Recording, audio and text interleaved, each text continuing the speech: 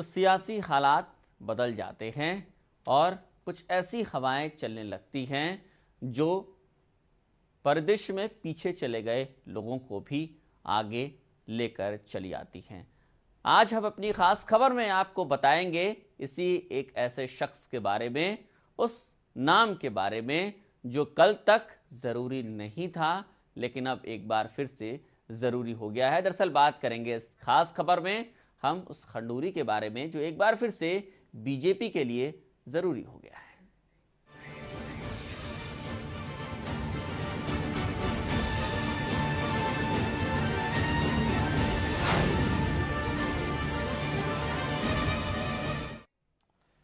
तो खास खबर में आज हम बात कर रहे हैं उस खंडूरी के बारे में, उस पीसी खंडूरी के बारे में जो कभी उत्तराखंड के मुख्यमंत्री हुआ करते थे और जिनको ब्रांड बनाकर बीजेपी ने पूरा चुनाव लड़ा था।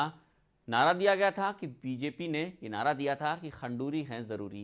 दरअसल बीजेपी को ये उम्मीद थी कि खंडूरी है जरूरी का नारा देने के बाद जो उत्तराखंड की जनता है वो एक साफ स्वच्छ छवि वाले इंसान को देखकर बीजेपी के नुमाइंदों को चुन लेगी और बीजेपी एक बार फिर से सत्तानशीन हो जाएगी उत्तराखंड में। लेकिन ऐसा हुआ नहीं, एक सीट कम रह गई, लिहाजा जो अंक गणित था वो बिगड़ गया बीजेपी का और बीजेपी को दूसरे नंबर पर रहना पड़ा। कांग्रेस पहले नंबर पर आ गई। एक बार को लगा कि बीजेपी में खंडूरी जरूरी नहीं रह गए हैं, लेकिन हालात फिर से बदलते नजर आ रहे हैं और एक बार फिर से लग रहा है कि बीजेपी के लिए खंडूरी जरूरी होते जा रहे हैं। दरअसल अब वजह इसके पीछे ये है कि विजय बहुगुणा जो मुख्यमंत्री हैं वो एक सांसद भी हैं और उन्हें मुख्यमंत्री की कुर्सी दी गई है, लिहाजा उन्हें चुनाव लड़ना पड़ेगा।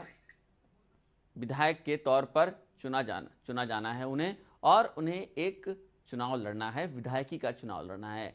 सवाल यहां पर यह है, बीजेपी सोच रही है कि किसको लड़ाया जाए विजय बहुगुणा के अगेंस्ट में, किसको खड़ा किया जाए ताकि विजय बहुगुणा को भी एक अच्छी फाइट दी जा सके और सबसे मुफीद नाम जो उसे दिख रहा है वो बीसी खंडूरी ही हैं। दरअसल बीजेपी को भी यह पता है कि भले ही खंडूरी हार गए हों लेकिन खंडूरी इतने गैर जरूरी भी नहीं हुए हैं, न सिर्फ बीजेपी के लिए और सिर्फ उत्तराखंड के लिए भी नहीं। तो ऐसे में बीसी खंडूरी ही एक बार जरूरी हो सकते हैं। हालांकि खंडूरी इस पूरे मामले में अभी तक उन्होंने अपना स्टैंड जो है वो क्लियर नहीं किया है, लेकिन ऐसा जरूर हो सकता है कि खंडूरी एक बार जरूरी हो और विजय बहुगुणा के सामने खड़े नजर आ रहे हैं। कम से कम हालात तो यही बयां करते हैं। खंडूरी है जरूरी के नारे से भाजपा ने विधानसभा चुनाव लड़ा, लेकिन कोटद्वार जहां से खंडूरी खुद मैदान में थे वहां के लोगों ने खंडूरी को जरूरी नहीं समझा और दिखा दिया भाजपा को आईना। लेकिन उम्मीदों के विपरीत प्रदेश में 31 सीटें जीतने वाली भाजपा का चेहरा खंडूरी भले ही चुनाव हार गए, लेकिन भाजपा को अब भी उम्मीद है कि शायद खंडूरी के सहारे एक बार फिर से उसकी नैया पार लग जाएगी। कांग्रेस ने किसी विधायक की बजाय सांसद विजय बहुगुणा को सीएम की कुर्सी सौंपी।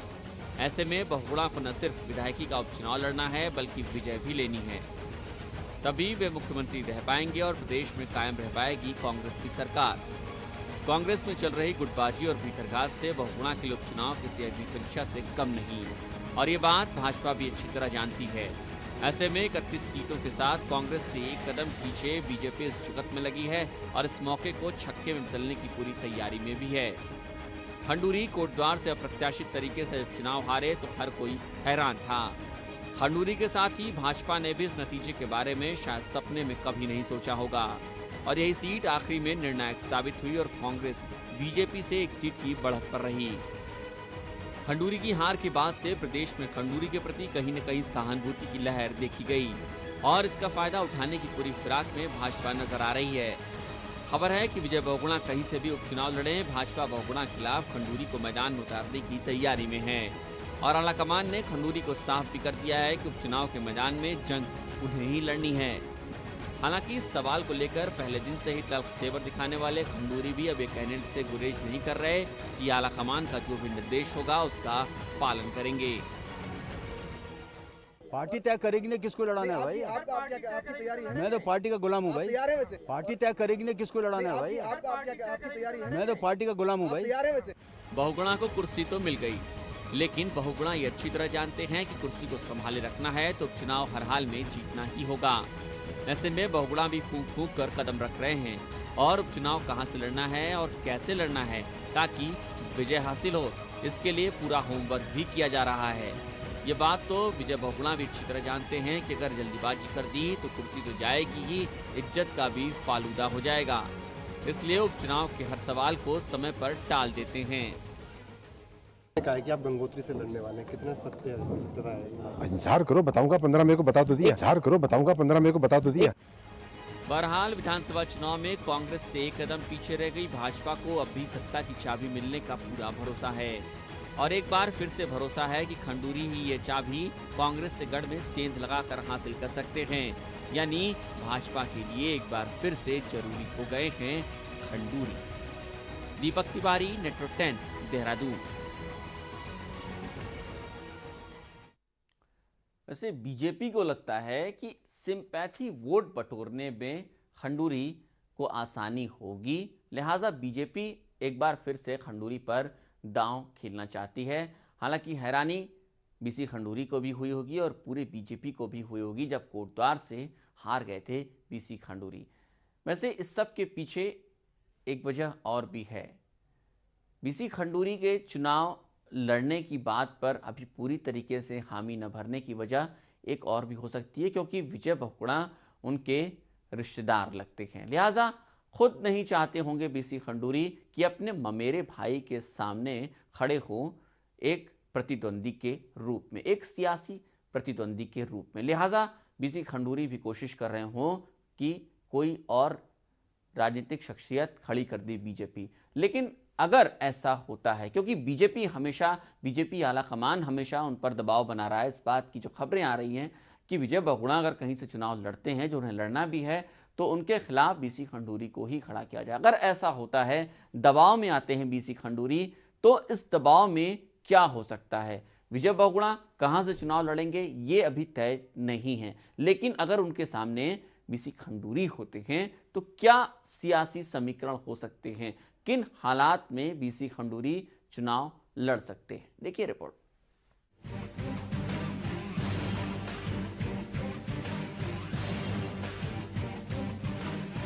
कोटद्वार से चुनाव हारने के बाद खंडूरी इस वक्त कतई नहीं चाहते कि वो अपने ममेरे भाई विजय बहुगुणा के सामने उपचुनाव लड़ें, लेकिन पार्टी से पड़ रहे दबाव के चलते ऐसा हो भी सकता है, यानी खंडूरी मैदान में आ सकते हैं।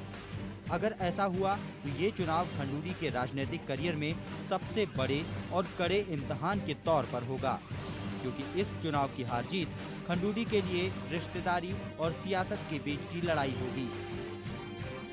खंडूरी चुनाव लड़ते हैं तो उनके लिए कैसा रहने वाला है उपचुनाव, जरा इसको समझ लेते हैं।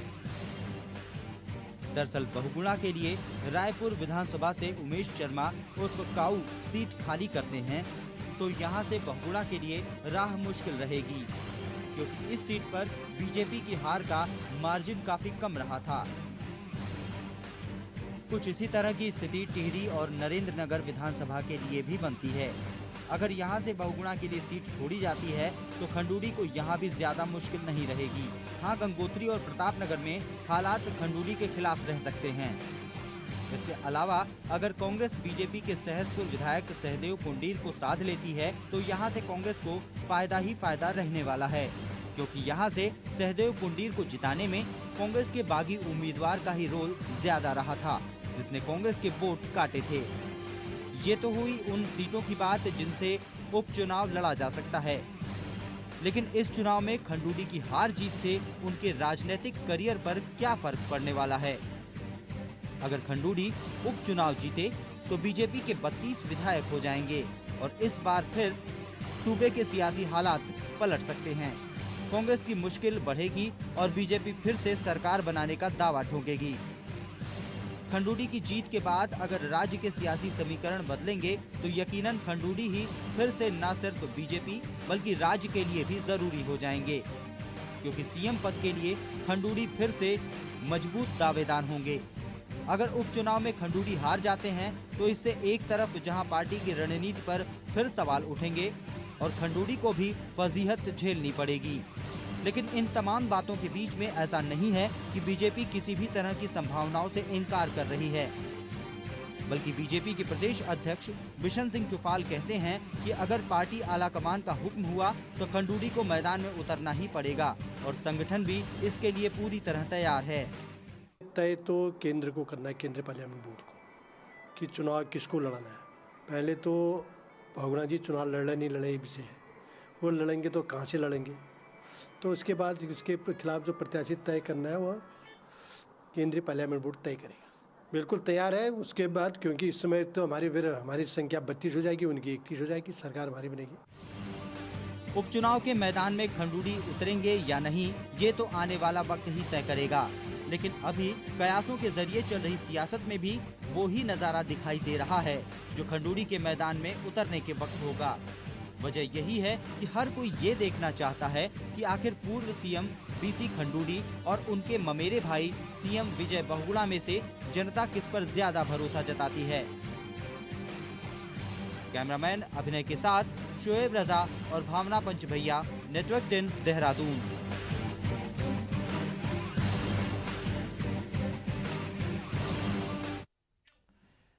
तो वाकई इस दिलचस्प लड़ाई को समझने की जरूरत है। जो सियासी हालात उत्तराखंड में बनते चले जा रहे हैं उसमें कब क्या होगा कुछ भी नहीं कहा जा सकता है।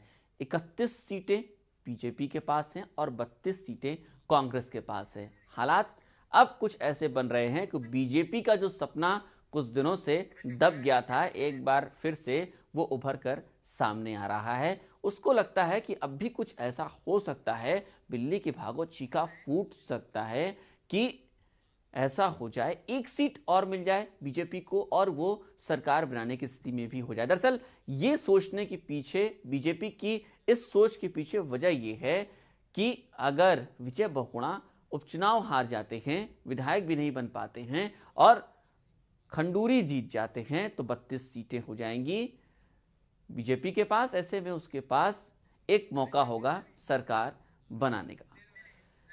इन तमाम मुद्दों पर ज्यादा बातचीत के लिए हमारे साथ इस वक्त न्यूज रूम से जुड़ रही हमारी सहयोगी भावना पंचभैया। भावना, बेहद दिलचस्प होता जा रहा है। अभी मुकाबला नहीं कह सकते लेकिन हालात कुछ ऐसे बन रहे हैं जिसे दिलचस्प कहा जा सकता है। क्या हो सकता है? बीसी खंडूरी दबाव में आएंगे, चुनाव लड़ने के लिए अपने ममेरे भाई के सामने खड़े होंगे?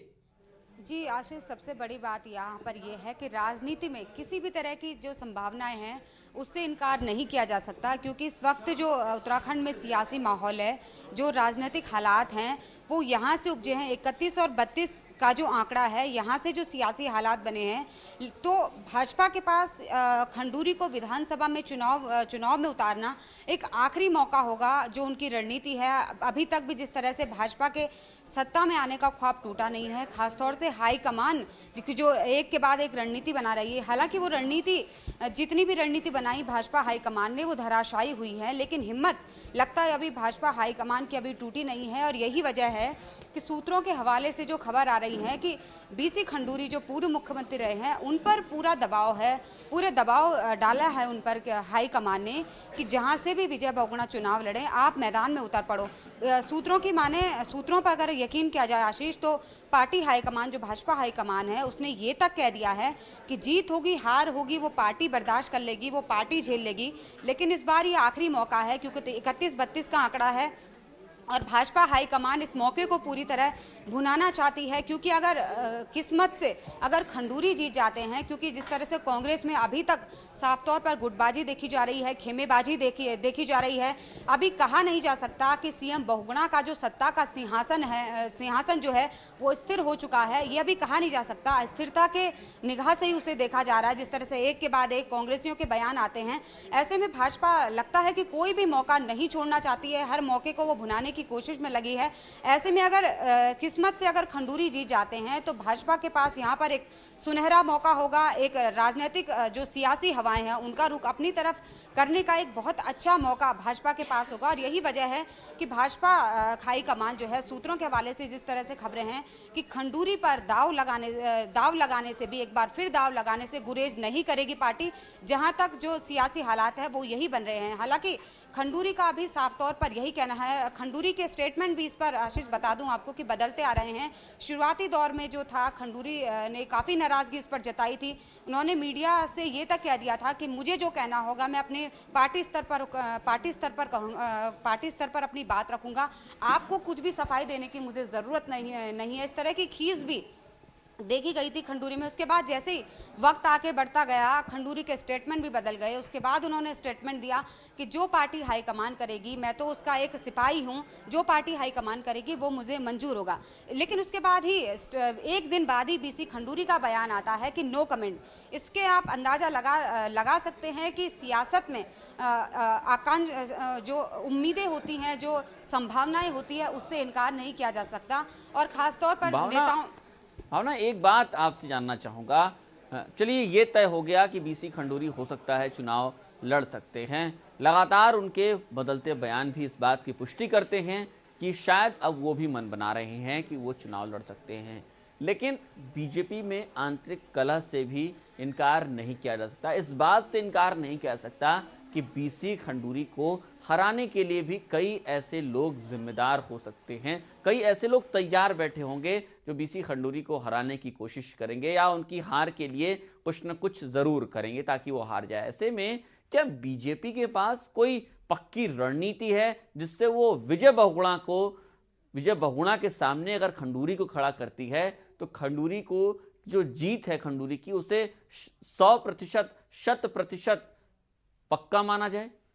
जी बिल्कुल, यहाँ पर आशीष सबसे बड़ी बात यह है, मैं आपको ये बताना चाहूँगी कि जो धड़ेबाजी है भाजपा में भी, निशंक गुट अलग है, खंडूरी गुट है। हालांकि अब खंडूरी गुट कोश्यारी गुट के साथ मिल गया है तो इस धड़े को अब एक ही माना जाता है। और आमतौर पर अगर देखा जाए तो अभी तक हाल फिलहाल 2 धड़े हैं भाजपा में, एक निशंक गुट है, एक खंडूरी गुट है। इसकी अगर बात करें तो पार्टी हाईकमान इस बारे में बखूबी जानता है और यही वजह है कि पार्टी हाईकमान, जिस तरह से सूत्रों के हवाले से ये भी खबरें आ रही हैं कि अगर पार्टी हाईकमान खंडूरी पर अगर दाव खेलती है, विधायकी का चुनाव उन्हें बहुगुणा के सामने लड़ाया जाता है, तो कहीं ना कहीं पार्टी इस मौके को खोना नहीं चाहेगी। अगर पार्टी इस पर दाव लगा सकती है खंडूरी पर, तो कहीं ना कहीं पार्टी जो दूसरा धड़ा है जो हराने की जुगत में होगा। जिस तरह से खबरें आती भी रहती हैं, भीतरघात की जमकर खबरें आ रही हैं भाजपा में, जमकर नोटिस जा रहे हैं, जमकर कार्रवाइयां हो रही है, तो भीतरघात की आशंका से भी इनकार नहीं किया जा सकता। और पार्टी हाईकमान इन आशंकाओं को बखूबी जानता है और यही वजह है कि सूत्रों के हवाले से जो खबर आ रही है कि अगर पार्टी हाईकमान खंडूरी पर दाव लगाती है, खंडूरी को सामने खड़ा करती है विजय बहुगुणा के, तो दूसरे धड़े का कुछ इंतजाम पार्टी करेगी। इससे पहले जो दूसरे नेता हैं, जो बड़े नेता हैं, जिस तरह से आज बिशन सिंह जुफाल से ही बात हुई तो उन्होंने इशारे में ये कहा कि जो बड़े नेता हैं पार्टी के, जिन्होंने भीतरघात किया है, आशंका है उन पे पार्टी विरोधी गतिविधियों में रहने की आशंका है, उन पर आशंकाओं में घिरे हैं, उनका इलाज भी किया जाएगा और उनको नोटिस नहीं, सीधे पार्टी उनकी हाजिरी लगाएगी, दिल्ली में उनकी हाजिरी लगाई जाएगी, सीधे नितिन गडकरी से वो मुखातिब होंगे, गडकरी उनसे बातचीत करेंगे। तो साफ तौर पर है आशीष की सबसे बड़ी बात यहाँ पर यह है कि अगर भाजपा हाईकमान, जिस तरह से 2 रणनीतियां उनकी धराशायी हुई है, तो भाजपा हाईकमान कतई ये नहीं चाहेगा कि उनकी इतनी ज़्यादा किरकिरी हो जाए, पार्टी की जो रणनीतियां हैं वो इतनी धराशायी हो जाए कि खुद उनकी पार्टी के जो भाजपा जो दूसरे नेता हैं वो भी उन रणनीतियों को शक की निगाह से देखने लगे और आगे भी जो रणनीतियां बने उन पर भी सवालिया निशान लगे। ऐसा मुझे लगता है कि पार्टी हाईकमान बिल्कुल नहीं चाहेगी और इस धड़ेबाजी का जरूर कुछ ना कुछ बंदोबस्त होगा अगर खंडूरी पर उन्हें दाव लगाना है। लेकिन सबसे बड़ी बात यहाँ पर यह है कि जो 2 रणनीतियाँ भाजपा की फेल हुई हैं, उससे भाजपा नेता जो हैं उन्हें भरोसा तो नहीं है, क्योंकि शक की निगाहों से इन रणनीतियों को देखा जा रहा है। जिस तरह से हरवंश कपूर हार जाते हैं, विधानसभा का चुनाव वो हार जाते हैं, राज्यसभा में भाजपा का प्रत्याशी नहीं पहुंच पाता, अनिल गोयल जो हैं वो नहीं पहुंच पाते, कांग्रेस का प्रत्याशी वहां पर पहुंच जाता है। तो इस तरह से जो 2 रणनीतियां, बड़ी रणनीतियां भाजपा की यहां पर फ्लॉप हुई हैं, उससे जो पार्टी हाईकमान है वो भी लगता है कि फूक कर कदम रखेगी। और यही वजह है कि सूत्रों के हवाले से जो खबरें आ रही हैं कि जो दूसरा धड़ा है जो डैमेज करने की कोशिश कर सकता है खंडूरी को या पार्टी की छवि को नुकसान पहुंचा सकता है, उनकी भी बंदोबस्त बस पार्टी हाईकमान करेगी, जिस तरह से सूत्रों के हवाले से खबर आ रही है। जी आशीष। यानी भावना, मान लें कि दबाव बना सकता है बीजेपी आलाकमान खंडूरी को चुनाव लड़ने के लिए विजय बहुगुणा के खिलाफ, और बीजेपी के पास ऐसी रणनीति भी है कि वो जो तमाम अन्य धड़े हैं उनको चित करने की कोशिश करे ताकि बीसी खंडूरी की जीत पक्की हो सके। क्या आप अक्सर आप बातचीत करती रहती हैं बड़े नेताओं के, बीजेपी उत्तराखंड बीजेपी के बड़े नेताओं से आपकी लगातार बातचीत होती रहती है, आप बीजेपी कवर भी करती हैं, क्या आपने देखा अभी तक ख्वाब अभी भी बुन रखा है क्या सत्ता में आने का बीजेपी ने? जी बिल्कुल आशीष, चाहे भाजपा हर मोर्चे पर विफल हो चुकी है लेकिन सत्ता का जो ख्वाब है वो टूटा नहीं है।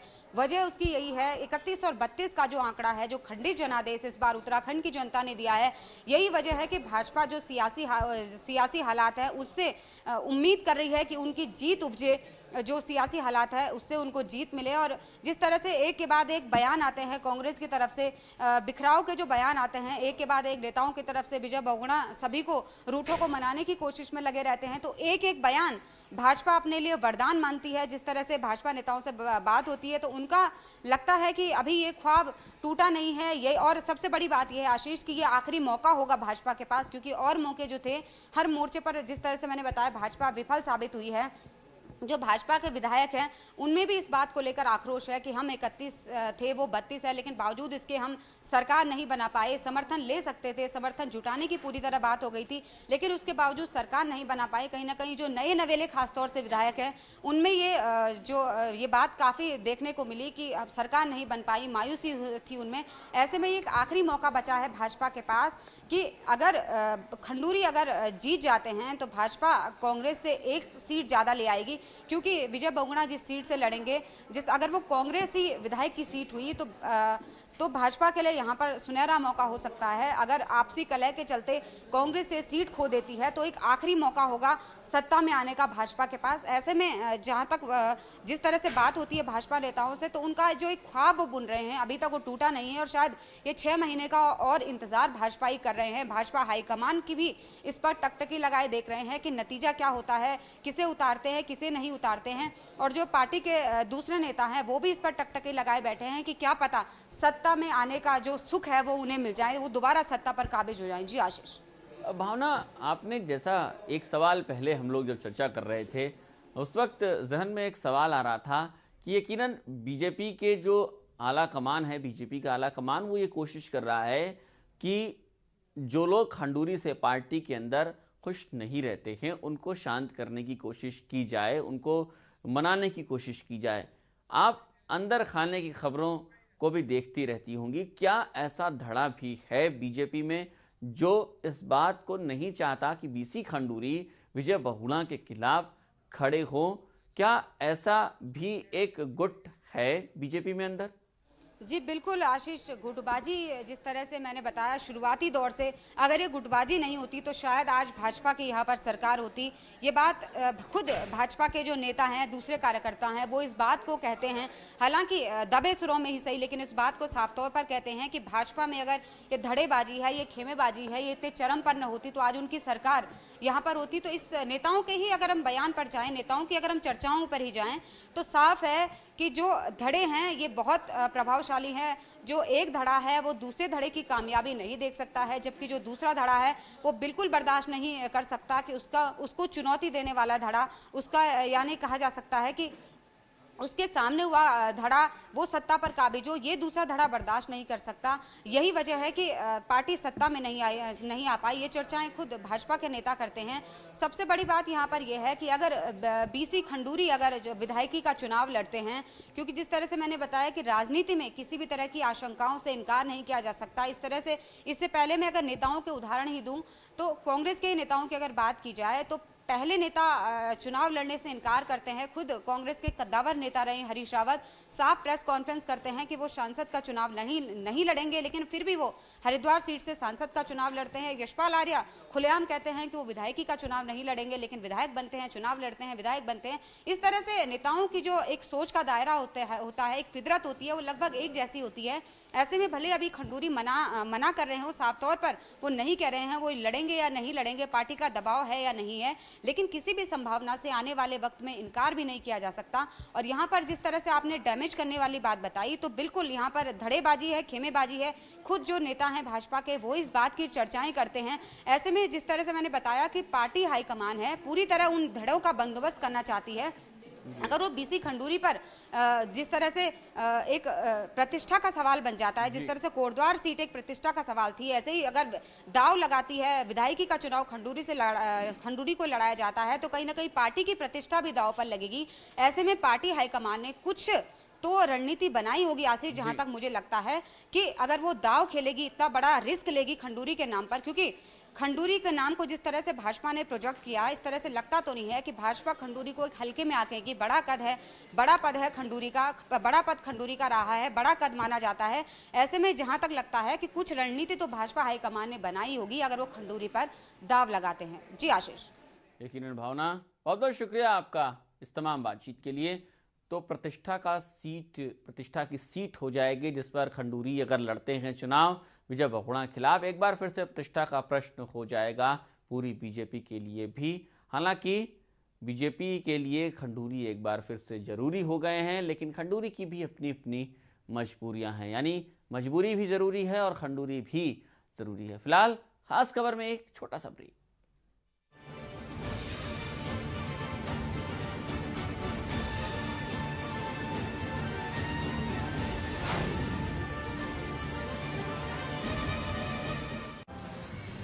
क्या हुआ दिन भर उत्तराखंड में आज? बातों का मुद्दा या मुद्दे की बात? प्रदेश के सभी जिलों से हर पल की खबर देखिए हमारे साथ नेटवर्क 10 सच की हद तक। चला जाता हूँ सितारों के हसीन लम्हों को कीजिए मेरा दिल, हमारे खास कार्यक्रम वो बीते पल के साथ सिर्फ नेटवर्क 10 सच की हद तक।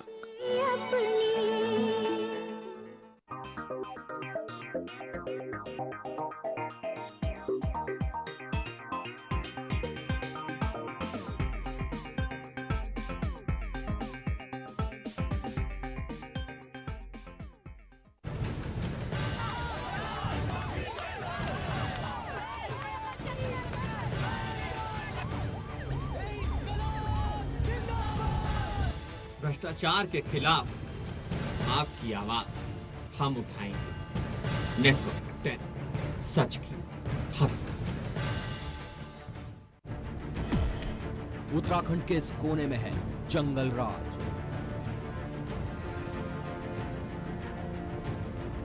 इस पे मैं जमीन मांगी थी पर और बोला प्रति महीने में प्रति साल जो है 20% बढ़ा के दूंगा।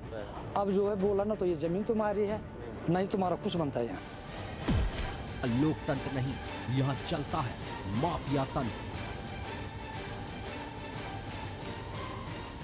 ये तहसीलदार आके और पटवारी आके हर समय और जंगलात वाले आके जो है कि फेंका है। कभी घोड़े वाले से 100 रुपया जंगलात वालों ने, कभी 50 रुपया, ऐसा करके धमकी देके जो है। उत्तराखंड में माफिया राज। मुख्यमंत्री खनूरी से हमारी चलती है, खनूरी का पी सारंगी है, सारंगी से मेरी चलती है। और तुम अगर हमसे ज्यादा बोलोगे तो हम तुम्हें बंद करवा दूंगा। अरबों रुपए की लूट का हम करेंगे परत दर परत खुलासा, सिर्फ नेटवर्क 10 पर। सूबे की खबरें तेजी के साथ हर रोज शाम 5 बजे देवभूमि एक्सप्रेस नेटवर्क 10 पर सच की हद तक।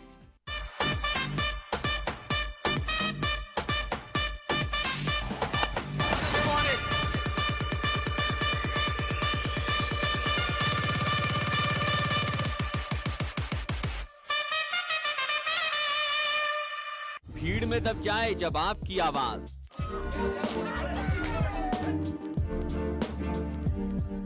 फाइलों में गुम हो जाए जब आपकी फरियाद, जख्मों पर लगाने ना आए जब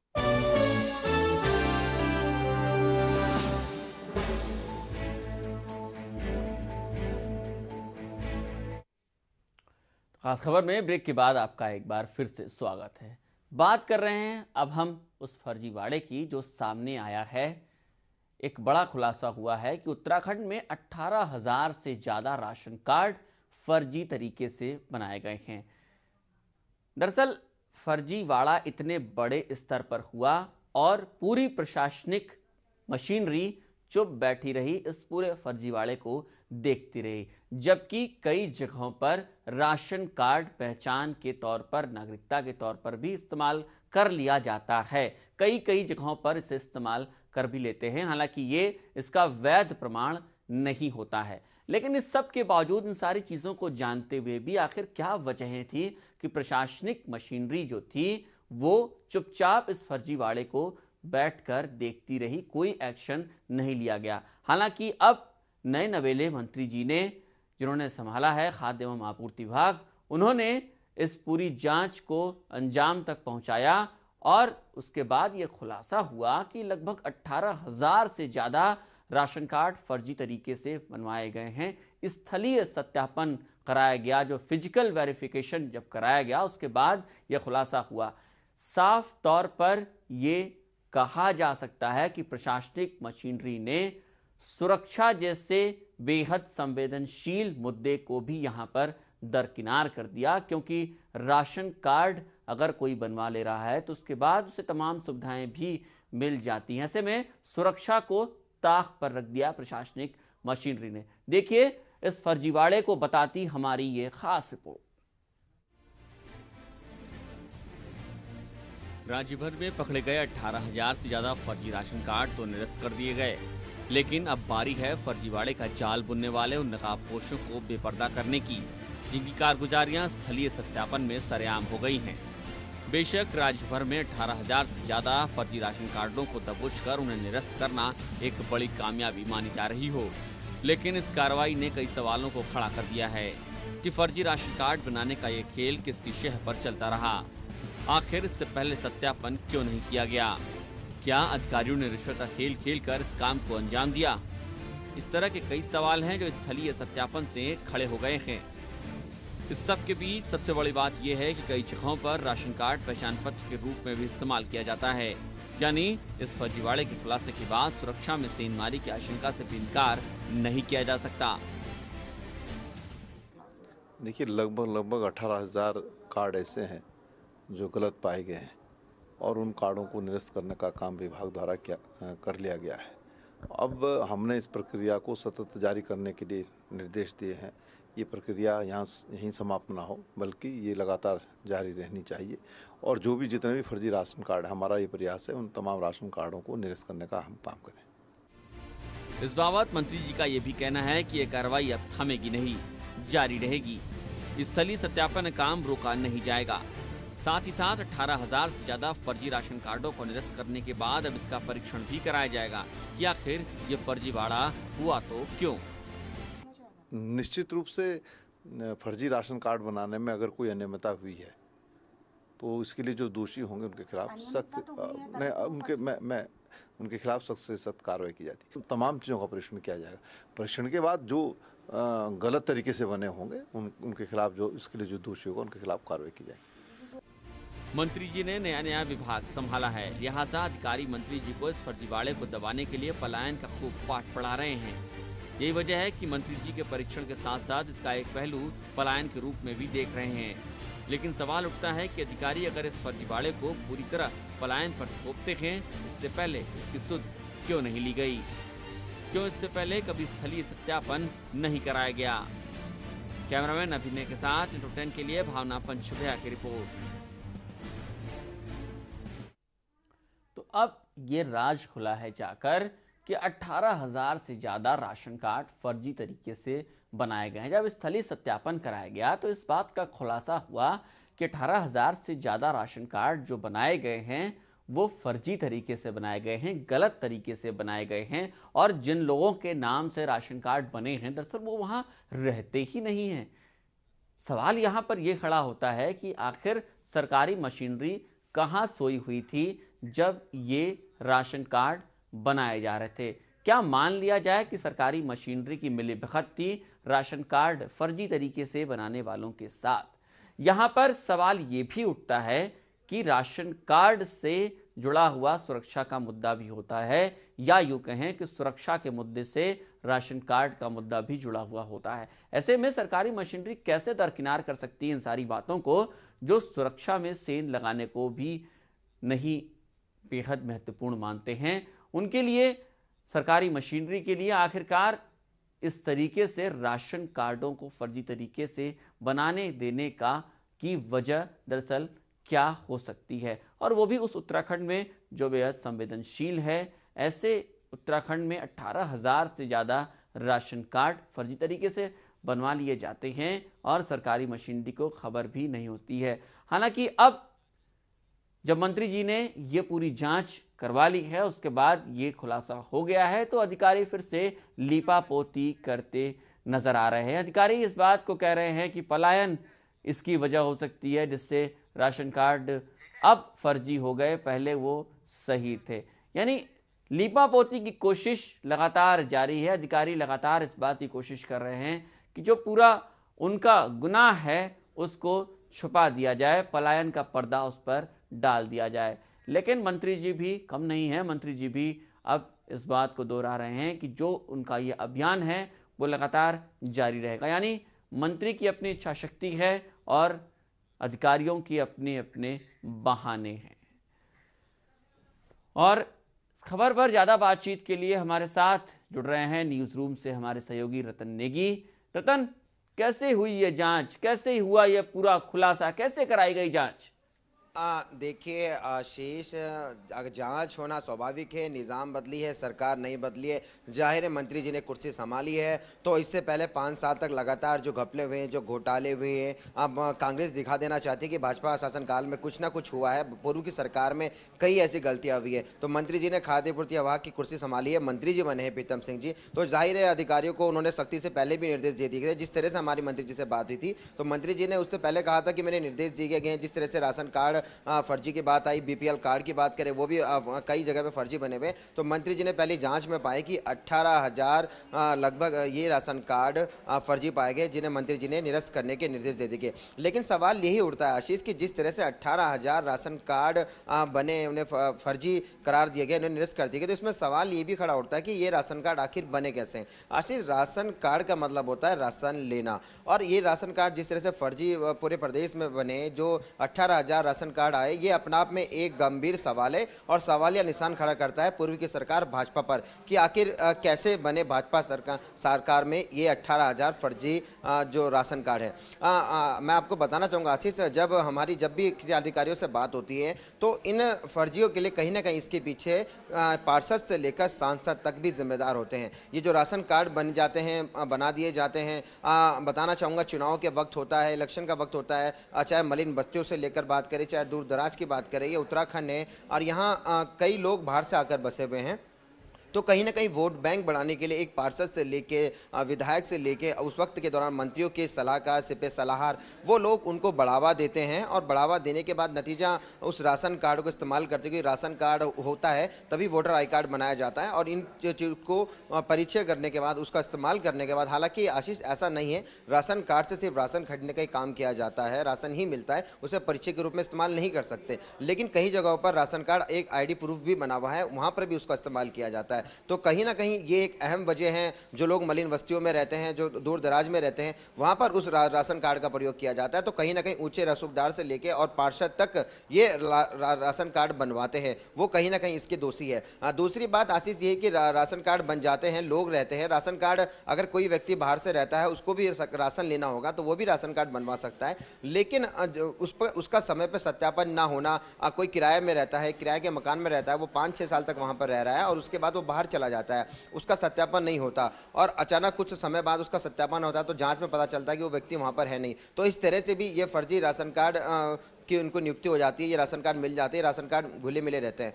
ज़रूरत है आशीष समय समय पर सत्यापन करने की, कि समय समय पर सत्यापन हो। दूसरी बात, जो लोग राशन कार्ड बनाते हैं, यहाँ पर राशन कार्ड लेते हैं, वो आईडी के रूप में उसे प्रयोग करते हैं और उसके बाद उत्तराखंड से चले जाते हैं या जगह बदल देते हैं, तो वो भी फर्जी राशन में तब्दील हो जाता है, फर्जी राशन कार्ड में वो तब्दील हो जाता है। तो कुल मिलाकर आशीष अगर सारी बात का निचोड़ निकाला जाए, सारी बात कही जाए, तो जो राशन कार्ड ये बनते हैं इसके लिए कहीं ना कहीं पार्षद से लेकर सांसद तक जिम्मेदार है, चाहे राशन कार्ड की बात हो, चाहे अतिक्रमण की बात हो। अगर राशन कार्ड की बात करते हो, ये राशन कार्ड भी वो लोग, ऊंचे रसूखदार लोग, पार्षद लोग, सांसद लोग, विधायक लोग, ये सब लोग बनवाते हैं, क्योंकि वोटिंग का जरिया होता है, राशन कार्ड बनता है। जी रतन, इसमें दो बिंदु उभर कर आते हैं। एक तो ये कि अपना वोट बैंक बढ़ाने के लिए फर्जी राशन कार्ड बनाए जाते हैं। दूसरी बात ये कि सरकारी मशीनरी कहाँ चुप बैठी रहती है। स्थलीय सत्यापन की जो उसकी प्रक्रिया है, एक नियमित प्रक्रिया होती है स्थलीय सत्यापन की। कुछ महीनों बाद, साल भर में 2 बार लगभग स्थलीय सत्यापन की एक प्रक्रिया होती है। सरकारी मशीनरी, पूरा एक विभाग काम करता है इसके लिए कि राशन कार्ड का सत्यापन, स्थलीय सत्यापन किया जाए। नियम यही है। तो 2 बिंदु हैं। पहला ये कि आप कह रहे हैं जिस तरीके से ये कि अपना वोट बैंक बढ़ाने के लिए खुद नेता लोग ही, कुछ जो राजनीतिक नुमाइंदे होते हैं, खुद ही वो इस तरीके के फर्जी राशन कार्ड बनवाते हैं। क्या ये चीज़ 18,000 राशन कार्ड को फर्जी तरीके से बनाने में अपना अहम योगदान दे सकती है? देखिए, जिस तरह से 18,000 राशन कार्ड की बात आती है कि 18,000 राशन कार्ड पाए जाते हैं, तो आप सोच सकते हैं, हो सकता है मंत्री जी की जांच में 18,000 आए हो और इससे ज्यादा उनकी संख्या 25 या 30,000 की तादाद भी हो सकती है। तो ये एक पहलू है जो मंत्री जी ने जो जांच कराई, जो किया, उसमें 18,000 साम क्या है। पहली जांच में 18,000 आए, अगर दूसरी जांच हो 5,000, 8,000, 10,000, इसकी संख्या और भी बढ़ सकती है। तो कहीं ना कहीं ये जो 18,000 है, कहीं ना कहीं वोट बैंक को बढ़ाने के लिए अब कोई आदमी आता है, बाहर से आता है, अतिक्रमण करता है, झुग्गियों बनाता है, मलिन बस्तियों में रहता है, उसके बाद वो स्वभाव पे वहाँ के पार्षद के पास जाता है, पार्षद से रिक्वायरमेंट करता है कि साहब मेरे यहाँ पर ये बता दो। पार्षद से लेके सांसद तक अतिक्रमण करवाते हैं। वो लोग रसूखदार होते हैं, उन्हें जमीन भी बेच दी जाती है। 5,000 से लेके 25,000 तक की जमीन उनको दे दी जाती है नदी के किनारे। फिर उन लोगों की मूलभूत जरूरतों के लिए राशन कार्ड जरूरी होता है। फिर वो राशन कार्ड उनके लिए बनाया जाता है। राशन कार्ड बनाने के बाद फिर वो वोटर आई कार्ड बनाते हैं। तो वो जरूरी है, अगर राशन कार्ड बनेगा उसके बाद ही वोटर आई कार्ड बनेगा, और जब राशन कार्ड बनता है तो वोटर आई कार्ड बनता है, और वही लोग उन मंत्रियों के, उन विधायकों के वोट बैंक होते हैं। तो कहीं ना कहीं जो ये संख्या तादाद है, मंत्री जी की पहली जांच में भले 18,000 राशन कार्ड आए, उन्हें निरस्त कर दिया गया, लेकिन इनकी तादाद सूबे में 18,000 से 25 और 30,000 के बीच में भी हो सकती है। ये साफ तौर पर जाहिर है कि ये वोट बैंक बढ़ाने के लिए ही इस तरह के प्रकरण किए जाते हैं। और अब चुनाव निपट चुका है, सरकार बदल चुकी है, निज़ाम बदल चुका है, तो जाहिर सी बात है जो गलतियाँ हुई हैं, जो बहुत बड़ी गलती हुई है, तो उसको निरस्त किया जा रहा है। अब देखिएगा, अगर 4 या 5 साल बाद जब फिर चुनाव होने होंगे राज्य में, 2017 में जब फिर चुनाव होंगे, तो उसके बाद अगर फिर 2017 के बाद देखेंगे तो इनकी संख्या आपको फिर 40,000 के आसपास मिल जाएगी। तो कहीं ना कहीं वोट बैंक बढ़ाने के लिए इन राशन कार्डों का महत्वपूर्ण योगदान होता है, क्योंकि लोगों को संतुष्ट करना होता है। जो गरीब तत्व के लोग होते हैं, वो राशन की दुकान में राशन खरीदते हैं, उसके लिए उनके लिए राशन कार्ड बनाना जरूरी होता है। और अब तक ये 18,000 लाइसेंस जो राशन कार्ड मिले हैं, इनमें से अगर गौर फरमाएंगे तो आधे से ज़्यादा उन लोगों के होंगे जो उत्तराखंड के है ही नहीं, जो यहाँ पर रह रहे हैं, 2 साल से या 4 साल से रह रहे हैं, या फिर जो अधिकांश लोग मलिन बस्तियों में रह रहे हैं। दूसरी बात आपने कही कि इसकी एक प्रक्रिया होती है, इसकी एक जांच होती है।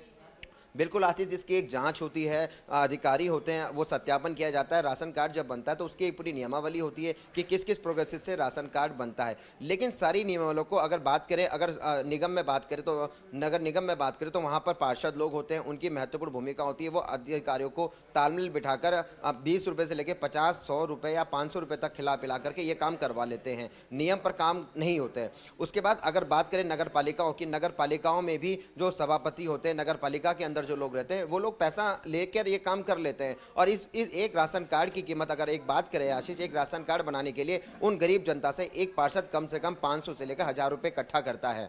उन लोगों को जो जहां पर जमीन दी जाती है, जहां पर वो नदी किनारे बसते हैं, वहां से उन्हें पूरी मूलभूत सुविधा देने के लिए कम से कम एक झोपड़ी से 2,000 रुपये पर मंथली लिया जाता है। तो कहीं ना कहीं पार्षद से लेकर सांसद तक जिम्मेदार है। इस बात को मेयर विनोद चौमिले खुद स्वीकार कर चुके हैं, जो नगर निगम के मेयर हैं, और तमाम बातें हैं। तो कहीं ना कहीं आज ये आया, निज़ाम बदला है, सरकार आई है, लेकिन जब कांग्रेस विपक्ष में रही पिछले 5 साल, तो कांग्रेस के भी कई दिग्गज कद्दावर नेता रहे, जो अब अगर बात करें शहर में, तो शहर में जो विधायक जीत कर आए हैं, राजकुमार काऊ विधायक जीत कर आए हैं, कांग्रेस के हैं। राजकुमार विधायक हैं, वो कांग्रेस के हैं, मलिन बस्तियों के वो अहमेती बनते हैं, रहनुमा बनने का दावा करते हैं और उन्हीं मलिन बस्तियों को सही भी करते हैं, उनमें बिजली भी पहुंचाते हैं, पानी भी पहुंचाते हैं। तो बिजली पानी तो आशीष तभी वहां पहुंचेगा ना जब उनके पास मूलभूत सामान होगा। यकीनन रतन, लेकिन इस सबके पीछे ये जो पूरा फर्जीवाड़ा हुआ है, इसमें एक बेहद संवेदनशील मुद्दा भी जुड़ता है और वो मुद्दा है सुरक्षा का। दरअसल पूरे उत्तराखंड की सुरक्षा के लिहाज से अगर देखा जाए तो 18,000 राशन कार्ड फर्जी तरीके से बनवा लेना अपने आप में बहुत बड़ी बात होती है। लोगों ने बनवा लिए, इस बात का खुलासा ये हो रहा है, लेकिन सुरक्षा में भी सेंध इस तरीके से लगाई जा सकती है क्योंकि राशन कार्ड कई जगहों पर एड्रेस प्रूफ के रूप में भी इस्तेमाल किया जाता है और एड्रेस प्रूफ का इस्तेमाल अगर इसमें किया जाता है तो फिर कई सुविधाएं होती हैं जिसका उपयोग किया जा सकता है इस राशन कार्ड के जरिए। कहाँ सो गई थी सरकारी मशीनरी, कहाँ सो गए थे वो नुमाइंदे, राजनीतिक नुमाइंदे जो पूरे उत्तराखंड की सुरक्षा से ये खिलवाड़ होता देखते रहे। क्या माना जाए, कौन हो सकता है इस पूरे फर्जीवाड़े का गुनहगार? देखिए आशीष, मैं पहले तो आपको साफ तौर पर करना चाहूंगा कि राजधानी है, राजधानी देहरादून के डीएम होते हैं और 5 साल में 5 डीएमओ का तबादला होना ये बहुत बड़ी दुर्भाग्य की बात है राजधानी देहरादून के लिए। जब तक एक डीएम आता है वो देहरादून को समझ पाता है, वो एसडीएम को रखता है, एडीएम को रखता है, तहसीलदार को वहाँ पर रखता है और उसके बाद जब नया डीएम आता है तो नई उसकी प्रक्रिया होती है, वो नया एसडीएम को वहाँ पर नियुक्त करता है, तहसीलदार नया रुकता है, कानून को वहाँ पर होता है। तो ये सब चीज़ें वहाँ पर नई नियुक्ति होती है। तो कहीं ना कहीं जो अधिकारी इस मामले को समझ पाता है, देख पाता है, तो जो सत्यापन की स्थिति चलती है, जो जांच चलती है, जैसा कि आपने कहा कि आतंकवादी गतियों की होती है, उसको कोई गलत इस्तेमाल भी कर सकता है, इसमें कोई दो राय नहीं है, गलत इस्तेमाल कर नहीं सकता, करते भी हैं आशीष। लेकिन इन सब बातों के पीछे सारी वजह यही है कि अधिकारी कभी भी, देहरादून के राजधानी का अधिकारी पूरे 5 साल तक अपनी कुर्सी पर नहीं टिक पाया। 5 साल में 5 डीएम बदलना, उसके बाद कई बार 2-2, 1.5 साल बाद एसडीएम बदल जाते हैं, एसडीएम सदर बदल जाते हैं, तहसीलदार बदल जाते हैं, कानून गो बदल जाते हैं। तो ये अहम विजय कि जब तक एक अधिकारी उस जांच को करता है तब तक उसका तबादला हो जाता है। नया अधिकारी आता है, नई अपनी सोच रखता है, अपनी नई प्राथमिकता रखता है, वो नया रखता है, तो जो पहले की जो जांच होती है वो दब जाती है। तो कहीं ना कहीं अब आईएमए यहाँ पर बहुत बड़ा है। आईएमए की सुरक्षा के लिए बड़ा ध्यान रखा जाता है। इससे पहले आईएमए की जब भी पासिंग आउट परेड होती है आशीष, तो आईएमए की पासिंग आउट परेड होने से महज 10 दिन पहले ही पुलिस के अधिकारी उठते हैं, जागते हैं और जागने के बाद वो जगह जगह मलिन बस्तियों से लेकर के शहर तक सत्यापन करते हैं। वो उनका डोमिसाइल चेक करते हैं, राशन कार्ड देखते हैं, आई कार्ड देखते हैं और उनके पास से भी राशन कार्ड पाया जाता है, आई कार्ड पाया जाता है। आतंकवादी गतियाँ बहुत हावी रहती है उत्तराखंड में, दूर दराज से लोग यहाँ पर आते हैं। और आशीष ये बताना चाहूँगा कि उत्तराखंड एक पूरा पहाड़ी क्षेत्र है, संवेदनशील क्षेत्र है। यहाँ पर जो लोग बाहर से आते हैं उनको उत्तराखंड में रहना आसान लगता है क्योंकि उत्तराखंड के घर घर में बुनियादी सुविधाएं महरूम हो जाती है, उनको आसानी से मिल जाती है। उत्तराखंड की जो जनता है वो काफ़ी मिलनसार है, इसलिए वहाँ के लोग यहाँ आते हैं। और वो दबी जुबान में जब जो लोग किराए में रहते हैं, किसी के घरों में रहते हैं, तो वो भी एक सर्टिफिकेट होता है कि अगर कोई किसी के मकान में किराए में रह रहा तो उसको आइडेंटिफाई करेगा, उसका एक बनाएगा, उसका एक प्रूफ देगा, तहसील से या डीएम से उसमें साइन होने चाहिए, एक एफिडेविट पूरा एक उसका चिट्ठा तैयार होता है। लेकिन इस तरह के जो लोग किराए पर रखते हैं वो भी चेक नहीं करते और कुछ समय बाद उनको भी अगर राशन कार्ड बनवाना होता है, कुछ बनाना होता है, तो वो मालिक के लोगों की या जिसके यहाँ रह रहे हैं उनके दम पर बना लेते हैं। तो वो लोग भी कहीं ना कहीं कुछ समय बाद पता लगता है कि वो उस मालिक के यहाँ रह रहा था और वो गुनाहगार था, उसने हत्या कर दी, उसने अपराध कर दिया या उसकी नज़रें कहीं और से मिली हुई थी या वो खुफिया एजेंट था कहीं का। तो ये वाकई में सुरक्षा के लिहाज से काफ़ी संदिग्ध मामला हो जाता है। इसके लिए आशीष सिर्फ यही है कि बराबरी से सत्यापन की जो प्रक्रिया है वो लगातार चलती रहे, जो अधिकारी उस पर जो काम करता है वो कंटिन्यू उस पर करता रहे। और बहरहाल इन सब प्रकरण के लिए कहीं ना कहीं अधिकारियों का जो बार बार बदलना, उनका तबादला होना, ये एक महत्वपूर्ण बात है। और दूसरी बात, ये आई कार्ड और ये वोटर कार्ड जो बनते हैं, ये राजनेता लोग अपने स्वार्थ के लिए, अपना वोट बैंक बनाने के लिए ही इसका प्रयोग करते हैं। आशीष, चलिए रतन, शुक्रिया आपका बहुत बहुत तमाम बातचीत के लिए। तो उस सरकारी मशीनरी को टाइट करने की ज़रूरत है जो राशन कार्ड बनाने का काम करती है, ताकि इस तरीके का फर्जीवाड़ा रोका जा सके। 18,000 से ज़्यादा राशन कार्ड फर्जी पाए गए हैं। खाद्य एवं आपूर्ति विभाग के मंत्री प्रीतम सिंह की जांच में ये खुलासा हुआ है कि 18,000 से ज़्यादा राशन कार्ड फर्जी तरीके से बनाए गए हैं। और इसके बाद अब मंत्री जी ये ज़रूर कह रहे हैं कि इस तरीके का अभियान और जांच लगातार चलती रहेगी, लेकिन सवाल ये खड़ा होता है कि इतने संवेदनशील मुद्दे को आखिरकार सरकारी मशीनरी ने क्यों इतने हल्के में लिया। 18,000 से ज़्यादा राशन कार्ड फर्जी तरीके से बना लिए गए, लेकिन इसकी सुध सरकारी मशीनरी को आखिर क्यों नहीं लगी? तो टाइट करने की ज़रूरत है सरकारी मशीनरी को, ताकि इतना संवेदनशील मुद्दा और इस पर कोई फर्जीवाड़ा न हो सके। तो फिलहाल खास खबर में आशीष तिवारी को दीजिए इजाजत। नमस्कार।